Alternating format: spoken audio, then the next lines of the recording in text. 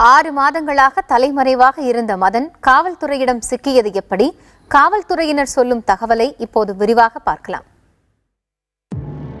179 நாட்கள் தலைமறைவாக இருந்த மதன் பெரும்பாலும் பெண்களையே தனக்கு பாதுகாப்பு கேடயமாக பயன்படுத்தியுள்ளது காவல்துறை விசாரணையில் தெரிய வந்துள்ளது. நட்பு வட்டாரம், குடும்பத்தாரிடம் என எந்த உதவியையும் மதன் கேட்கவில்லை என்றும் போலீசார் தெரிவித்துள்ளனர். ஹரித்வாரில் போலி ஆவணங்களை பயன்படுத்தி 60 லட்சத்துக்கு கார் வாங்கியுள்ளதும் 10 ஏக்கர் பண்ணை நிலம் வாங்கியுள்ளதையும் வாக்குமூலத்தில் மதன் ஒப்புக்கொண்டுள்ளார். திருப்பூரைச் சேர்ந்த வர்ஷாவை மதன் பாதுகாப்பு கேடயமாக பயன்படுத்தியதை உறுதிப்படுத்த போலீசார் சிரமப்பட்டனர்.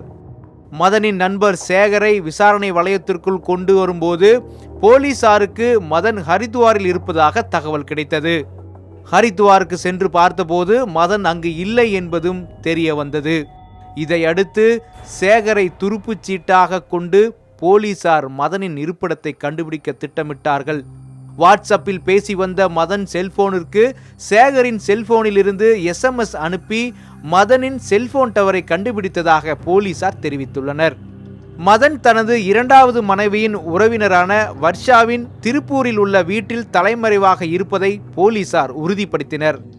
நேற்று முன்தினம் வர்ஷாவின் வீட்டில் சோதனையிட்ட போது மதனை போலீசாரால் கண்டுபிடிக்க முடியவில்லை.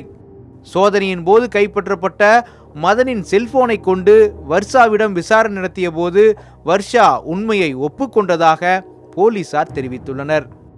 வர்ஷாவின் வீட்டு பரணியில் நைட்டியுடன் மறைவாக இருந்த மதனை போலீசார் அதிரடியாக சென்று கைது செய்து சென்னை அழைத்து வந்து சிறையில் அடைத்துள்ளனர். வெளி மாநிலங்களில் மதன் வாங்கி குவித்துள்ள சொத்துக்கள் குறித்த தகவல்களை திரட்ட மதனை காவலில் எடுத்து போலீசார் விசாரணை நடத்தி வருகிறார்கள்.